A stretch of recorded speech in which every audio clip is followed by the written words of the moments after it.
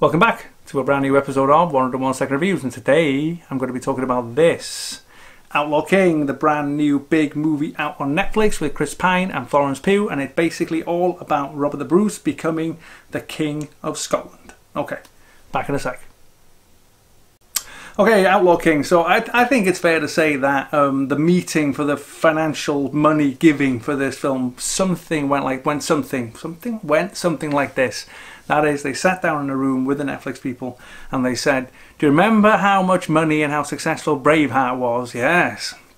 This picks up pretty much where William Wallace is killed, and it goes from there. I think the meeting probably went and they said, we've got Chris Pine.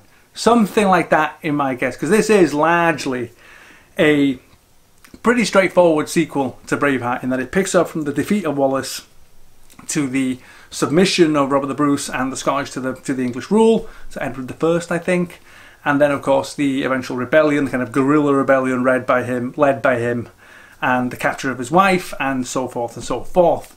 You know what? I was never a big fan of Braveheart, to be quite honest with you. I felt it was a little bit overdone. I have no idea how historically accurate it was. I'm sure it wasn't very accurate at all to a certain extent.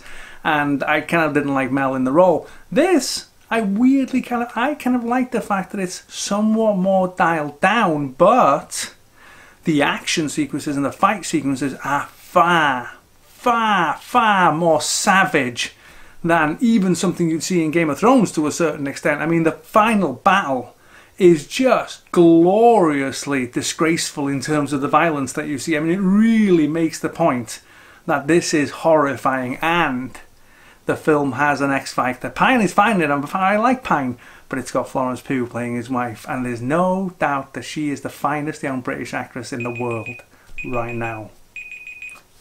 Wasn't bad. Okay. Thanks for watching as always, and I'll see you soon with some more reviews.